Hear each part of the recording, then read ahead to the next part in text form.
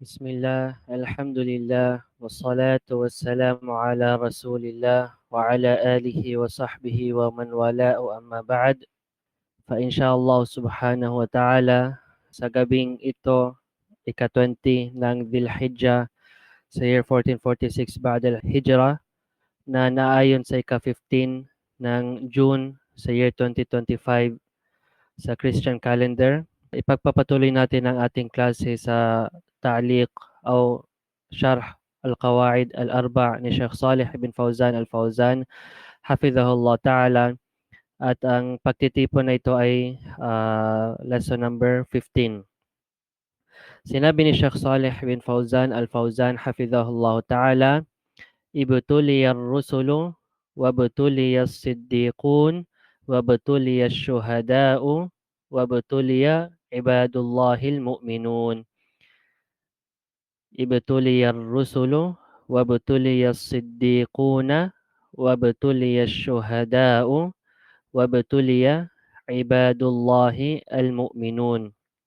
Ang bagong phrase dito ay ang una as-siddiqun.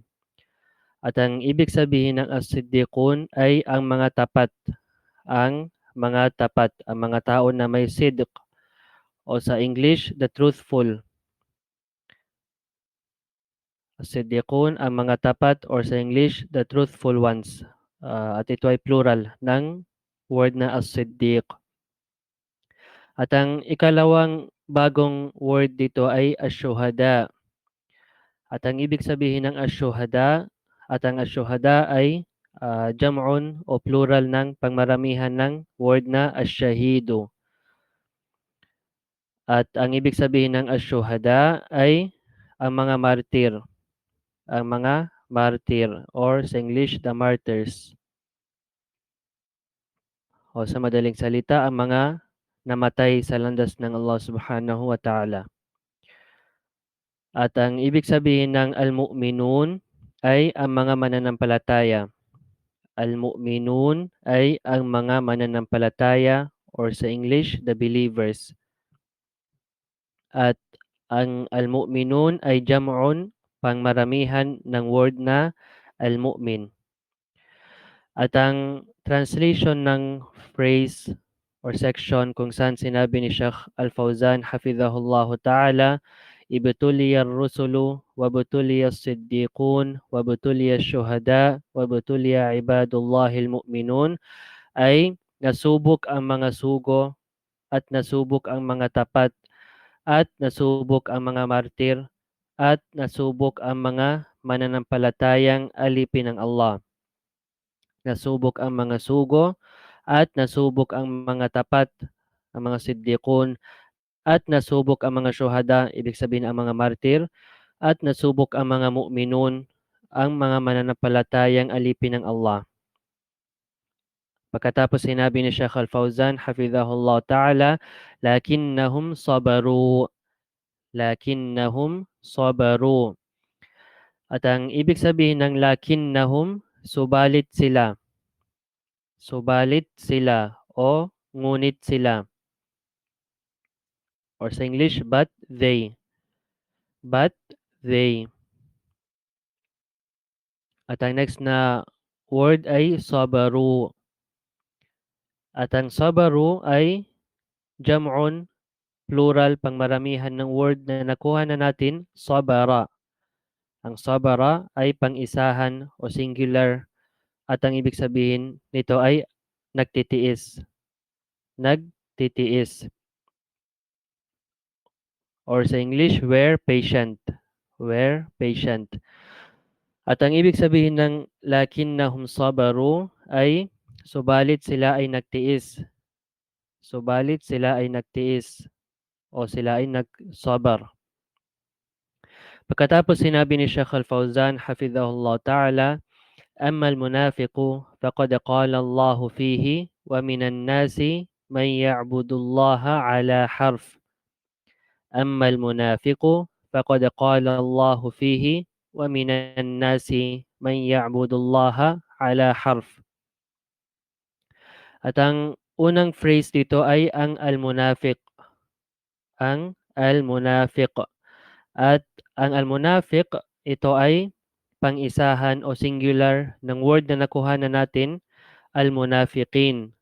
Nakuha natin sa previous natin na klase o isa sa mga previous natin na klase, ang word na al-munafiqin.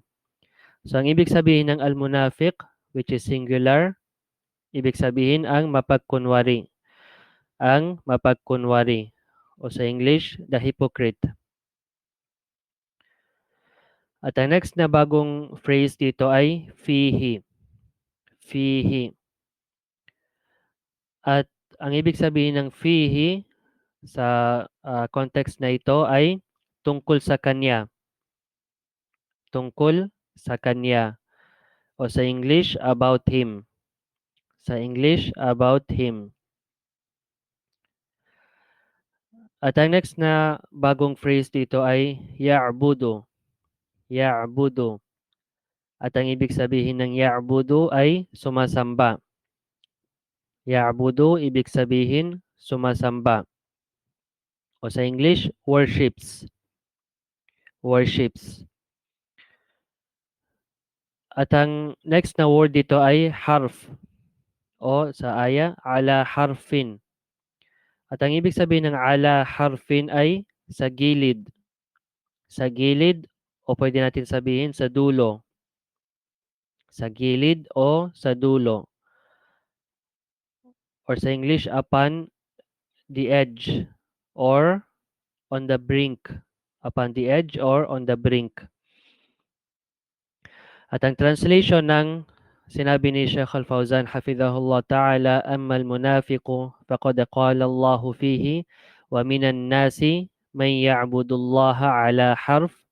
Tungkol naman sa munafiq, ang mapagkunwari, ay sinabi ng Allah tungkol sa kanya at kabilang sa mga tao ay may sumasamba sa Allah sa gilid lamang o sa dulo lamang. Tungkol naman sa mapagkunwari ay sinabi ng Allah tungkol sa kanya at kabilang sa mga tao ay may sumasamba sa Allah sa gilid lamang o sa dulo lamang. Pagkatapos sinabi ni Sheikh Al-Fawzan, yani tarafan. Yani tarafan. At ang ibig sabihin ng yani ay ibig sabihin. Ang ibig sabihin ng yani ay ibig sabihin. Or sa English, it means or which means. It means or which means. At ang ibig sabihin ng taraf dito ay gilid o hangganan. Gilid o hangganan or sa English, edge. Kasi sa aya, kanina binanggit ng Allah subhanahu wa ta'ala ang word na ala harf. So ang ginawa ni Sheikh Al-Fawzan, in-explain niya anong ibig sabihin ng harf. Sinabi niya, ang ibig sabihin ng harf sa aya na ito ay taraf. At ang ibig sabihin ng taraf ay gilid o hangganan. Sa English, edge. At ang translation nito ay nang ya'ni tarafan ay ibig sabihin sa gilid lamang. So almost similar sa kinuha natin kanina, ala harfin. Pagkatapos sinabi ni Sheikh Al-Fawzan hafidhahullah ta'ala, ipinagpatuloy niya ang aya. Sinabi niya, فَإِنْ أَصَابَهُ خَيْرٌ اطْمَأَنَّ بِهِ وَإِنْ أَصَابَتْهُ فِتْنَةٌ انقلب على وجهه فإن أصابه خير اطمأن به وإن أصابته فتنة انقلب على وجهه. At ang unang bagong phrase dito ay asabahu. Asabahu. At ang ibig sabihin ng asabahu ay naranasan niya. Naranasan niya o inabutan siya. Naranasan niya o inabutan siya. O sa English, befalls him. Befalls him. At ang ibig sabihin ng itma'an nabi ay siya ay napanatag. Siya ay napanatag. O sa English, he is content with it. Itma'an nabi, ibig sabihin siya ay napanatag. O sa English, he is content with it. At ang next na phrase ay asabathu. Asabathu. At ang translation nito ay tulad ng asabahu, ibig sabihin naranasan niya o inabutan siya. At ano ang may magtanong, ano ang pagkakaiba ng asabahu at asabathu? Ang asabahu ay mudhakkar, ibig sabihin para sa lalaki, ginagamit sa masculine. Ang asabathu naman na may taol marbuta bago ang ha, ginagamit para sa feminine o pangbabae. Kung titingnan natin ang aya, fa in asabahu khairun, dahil ang word na khair, ito ay masculine, ang ginamit dito sa aya ay asabahu, walang taol marbuta. Pero sa ikalawang bahagi ng aya, wa in asabathu fitnatun. At ang word na fitnatun ay muannath o pangbabae, kaya ginamit ang taol marbuta at naging asabathu. Kaya magkapareho lang ang translation ng asabahu at asabathu. At ang next na word ay fitna. Anong ibig sabihin ng fitna? Ibig sabihin pagsubok o tukso. Pagsubok o tukso or sa English, trial. Ang ibig sabihin ng fitna ay pagsubok or sa English, trial. At ang next na word ay inqalaba. Ang next na word ay inqalaba.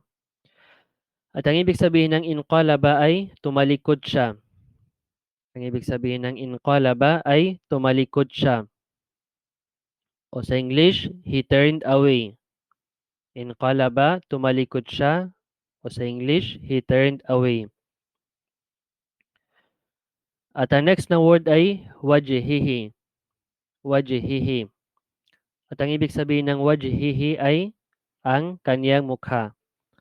O sa English, on his face. Ala wajhihi, ibig sabihin ang kanyang mukha. O sa English, on his face. At ang buong translation ng aya, fa in asabahu khairun itma'anna bih wa in asabathu fitnah inqalaba ala wajhihi. Ibig sabihin, kaya kung naranasan niya ang kabutihan, siya ay napanatag dito. Ngunit kung naranasan niya ang pagsubok, siya ay tumalikod. Ulitin natin. Kaya kung naranasan niya ang kabutihan, siya ay napanatag rito. Ngunit kung naranasan niya ang pagsubok, siya ay tumalikod. Pagkatapos sinabi ng Allah, khasirat dunya wal akhirah, dhalika huwal khusranul mubin. Khasirat dunya wal akhirah, dhalika huwal khusranul mubin. At ang unang phrase dito ay khasira. At ang aya na ito nasa Suratul Hajj, verse number 11. So ang unang phrase dito ay khasira. Ang ibig sabihin ng khasira ay nawalan o nalugi. Ang ibig sabihin ng khasira ay nawalan o nalugi. O sa English, he lost. At ang next na bagong phrase dito ay al-khusran. Al-khusran. At ang ibig sabihin ng al-khusran ay ang kawalan. Ang kawalan. O ang pagkalugi. O sa English, the loss. Al-khusran, ang kawalan o ang pagkalugi. Or sa English, the loss. At ang al-khusran, ito ay isim o noun. Ang khasira naman na nakuha natin kanina, ito ay fi'il or verb na ginagamit para sa action. At ang next na bagong phrase dito ay al-mubin. Al-mubin. At ang ibig sabihin ng al-mubin ay malinaw. O sa English, clear. Al-mubin, ibig sabihin malinaw o clear. At ang full translation ng natirang aya, khasirat dunya wal akhirah, dhalika huwal khusranul mubin. Nawala sa kanya ang mundo at ang kabilang buhay, iyon ang malinaw na pagkalugi. Nawala o nalugi siya. Nawala sa kanya ang mundo at ang kabilang buhay at iyon ang malinaw na kawalan o pagkalugi. Pagkatapos sinabi ni Sheikh Al-Fawzan, hafidhahullah ta'ala, فالدنيا ليست دائما نعيما وترفا وملذات وسرورا ونصرا ليست دائما هكذا فالدنيا ليست دائما نعيما وترفا وملذات وسرورا ونصرا ليست دائما هكذا. At ang unang phrase dito ay laysat. At ang ibig sabihin ng laysat ay hindi. Hindi. O sa English, not. At siguro nakuha natin previously ang word na laysa. At ang laysa ay ginagamit para sa mudhakkar. Ang laysat naman ay para sa muannath, pangbabae. At ang ibig sabihin ng daiman ay palagian. Daiman ay palagian o always. Ang ibig sabihin ng daiman ay palagian o always. At ang next na word ay naim. Naiman, ibig sabihin ginhawa or sa English bliss. Naiman, ibig sabihin ginhawa o bliss. At ang next na word ay tarafan. At ang ibig sabihin ng tarafan ay luxury. Sa English, luxury. O parang, kumbaga sa Tagalog, parang buhay na pangmayaman o something like that. Sa English, luxurious life. At ang next na word ay maladhatin. Maladhatin, ibig sabihin mga kasarapan o sa English, pleasures. Maladhatin, mga kasarapan o pleasures. At ang next na word ay surur, sururan. At ang ibig sabihin ng sururan ay ang kasayahan o sa English, joy. Sururan, ibig sabihin kasayahan o sa English, joy. At ang next na word ay nasran. Nasran. At ang ibig sabihin ng nasran ay tagumpay. Tagumpay. O sa English, victory. Tagumpay, sa English, victory. And as a side note, meron tayong isang surah sa Quran na tinatawag Suratun Nasr, ang kabanata ng tagumpay. At ang next na phrase ay hakadha. At ang ibig sabihin ng hakadha ay ganito. Hakadha, ibig sabihin ganito. O sa English, like this. At ang buong translation ng phrase, فَالدُّنْيَا لَيْسَتْ دَائِمًا نَعِيمًا وَتَرَفًا وَمَلَذَّاتٍ وَسُرُورًا وَنَصْرًا لَيْسَتْ دَائِمًا هَكَذَا. Kaya ang mundo ay hindi palaging ginhawa at parang luxurious life, mga kasarapan, mga kasayahan at tagumpay. Hindi ito palaging ganito. Kaya ang mundo ay hindi palaging ginhawa, mga kasarapan, mga kasayahan at tagumpay. Hindi ito palaging ganito. Pagkatapos sinabi ni Sheikh Al-Fawzan, hafidhahullah ta'ala, Allahu yudawiluha bainal ibad. Allahu yudawiluha bainal ibad. At ang ibig sabihin ng yudawiluha ay nagpapalitan nito. Nagpapalitan nito. Or sa English, alternates between it. Yudawiluha, ibig sabihin, nagpapalitan nito or alternates it. At ang next na word ay bayna. Bayna. At ang ibig sabihin ng bayna ay pagitan. sa pagitan, or sa English among. Baina ibig sabihin pagitan, or sa English among. At may isang word na nakuha natin previously, at ang word na yun ay bayyana. Bayyana. At ang word dito na nakuha natin sa phrase na ito ay bayna, at ang word na kinuha natin previously ay bayyana, may tashdid. At ang difference between sa dalawa, ang bayna ay tulad ng nabanggit natin ay sa pagitan. Ang bayyana naman is na-clarify o na-inform o na-explain. At ang full translation ng phrase Allahu yudawiluha bainal ibad ay ang Allah ay nagpapalitan nito, ibig sabihin ng kalagayan ng mundo sa pagitan ng kaniyang mga alipin. Ang Allah ay nagpapalitan nito sa pagitan ng kaniyang mga alipin. Pagkatapos sinabi ni Sheikh Al-Fawzan hafizahullah ta'ala, as-sahabatu afdalul ummati ماذا جرى عليهم من الابتلاء والامتحان. الصحابة أفضل الأمة ماذا جرى عليهم من الابتلاء والامتحان. At ang unang phrase dito ay ang as-sahaba. As-sahaba. At ang ibig sabihin ng as-sahaba ay ang mga kasamahan ng Propeta sallallahu alaihi wasallam.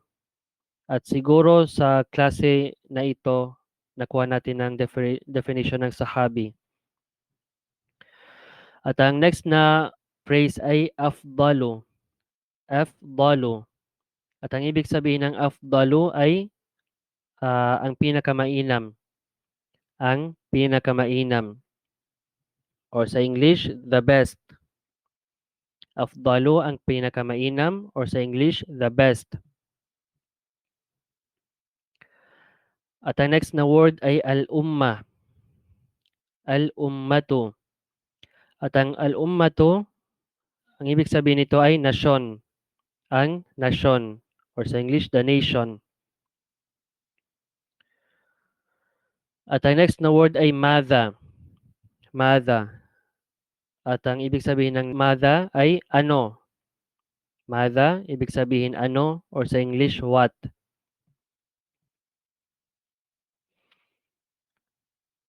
At ang next na word ay jara. Jara. At ang ibig sabihin ng jara ay nangyari o naranasan. Nangyari o naranasan. O sa English, befell. At ang next na word ay alayhim. At ang ibig sabihin ng alayhim ay sa kanila. Alayhim, ibig sabihin sa kanila, o sa English, upon them. At ang next na word ay al-ibtila'u. Al-ibtila'u. At ang ibig sabihin ng al-ibtila'u ay mga pagsubok. Mga pagsubok. O sa English, trials. At ang next na word ay al-imtihanu. Al-imtihanu. At sa context na ito, ang translation niya ay pagsubok. At minsan ginagamit ang al-imtihan para sa pagsusulit o examination. Al-imtihan, pwede rin itong gamitin para sa examination. Examination na meron tayo sa school, exam. At ang full translation ng kasabihan ni Sheikh Al-Fawzan hafizahullah ta'ala, الصحابة أفضل الأمة ماذا جرى عليهم من الابتلاء والامتحان. Ang mga sahaba, mga kasama ng propeta alayhi salatu wassalam, sila ang pinakamainam na umma. Sila ang pinakamainam sa umma, sa nasyon. Ngunit ano ang mga pagsubok at pagsusulit na nangyari sa kanila o naranasan nila? Ang mga sahaba ang pinakamainam sa umma, ngunit ano ang mga pagsubok at pagsusulit na nangyari sa kanila o naranasan nila. Pagkatapos sinabi ni Sheikh Al-Fawzan, qala ta'ala, wa tilkal ayyamu nudawiluha bainan nas. Qala ta'ala, wa tilkal ayyamu nudawiluha bainan nas. At ang ibig sabihin ng tilka ay at iyon, at iyon. Or sa English, those and those. At siguro nakuha natin previously ang word na dhalika. At ang dhalika ay ginagamit para sa mudhakkar, lalaki, at ang tilka naman ay para sa mga ah, pambabae. Pagkatapos, ang next na word ay al-ayyamu. Al-ayyamu. At ang ibig sabihin ng al-ayyamu ay mga araw. Mga araw or sa English, days. Al-ayyamu, mga araw o sa English, days.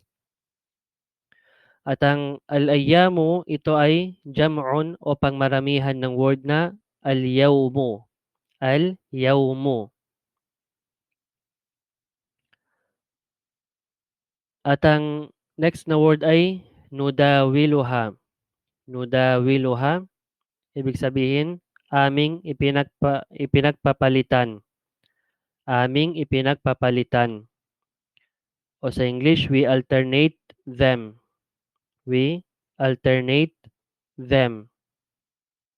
At nakuha natin itong word na ito actually bago lang kanina. Yudawiluha. Yudawiluha. At ang yudawiluha ay ginagamit para sa third person singular. Ibig sabihin siya, ipinagpapalitan niya. Pero kung sasabihin natin nudawiluha, gamit ang nun sa unahan, aming ipinagpapalitan. We alternate them. At ang next na word ay bainan nas. At nakuha natin kaninang word na baina. Ibig sabihin sa pagitan. At nakuha din natin ang word na annas sa klase natin sa tafsir. Ibig sabihin mga tao o sangkatauhan. O sa English, ang ibig sabihin ng bainan nas, among the people. At ang translation ng phrase, qala ta'ala, wa tilkal ayyamu nudawiluha bainan nas, sinabi ng kataas-taasan, ibig sabihin ng Allah, at ang mga araw na iyan, at ang mga araw na iyan ay aming ipinagpapalitan sa pagitan ng mga tao. At ang mga araw na iyan ay aming ipinagpapalitan sa pagitan ng mga tao. At ang aya na ito ay nasa suratu Ali Imran, verse 140. Pagkatapos sinabi ni Sheikh Al-Fawzan, hafidhahullah ta'ala, فَلْيُوَطِّنْ الْعَبْدُ نَفْسَهُ أَنَّهُ إِذَا ابْتُلِيَ فَإِنَّ هَذَا لَيْسَ خَاصًا بِهِ. فَلْيُوَطِّنْ الْعَبْدُ نَفْسَهُ أَنَّهُ إِذَا ابْتُلِيَ فَإِنَّ هَذَا لَيْسَ خَاصًا بِهِ. At ang unang bagong phrase dito ay ang word na falyuwattin. Falyuwattin. At ang ibig sabihin ng falyuwattin, kaya ipaghanda niya. Kaya ipaghanda niya. O sa English, so let him prepare. So let him prepare. Falyuwattin, ibig sabihin kaya ipaghanda. O sa English, so let him prepare. At ang next na word ay al-abdu. Al-abdu. At parang nakuha natin ng word na al-ibadu. At ang al-abdu sa phrase na ito, al-abdu, ito ay pang-isahan ng word na al-ibadu. At ang ibig sabihin ng al-abdu ay ang alipin. Ang alipin.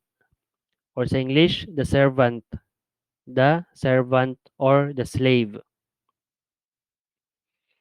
At ang next na word ay nafsahu. Ang next na word ay nafsahu. At ang ibig sabihin ng nafsahu ay ang sarili niya. Ang sarili niya. At sa English, ibig sabihin himself. At ang next na word ay khasan. Khasan. Laysa khasan bihi. Ang ibig sabihin ng laysa khasan bihi ay hindi para lang sa kanya. Hindi para lang sa kanya. Or sa English, is not exclusive to him. It's not exclusive to him. At ang word na khas, pwede natin ito translate as specific. At marami itong possible translation. So ang full translation ng فَلْيُوَطِّنِ الْعَبْدُ نَفْسَهُ أَنَّهُ إِذَا ابْتُلِيَ فَإِنَّ هَذَا لَيْسَ خَاصًا بِهِ. At ang full translation nito ay kaya dapat ihanda ng isang alipin ang kanyang sarili na kung siya ay masubok, ito ay hindi para lang sa kanya. Kaya dapat ihanda ng isang alipin ang kanyang sarili na kung siya ay masubok, ito ay hindi para lang sa kanya.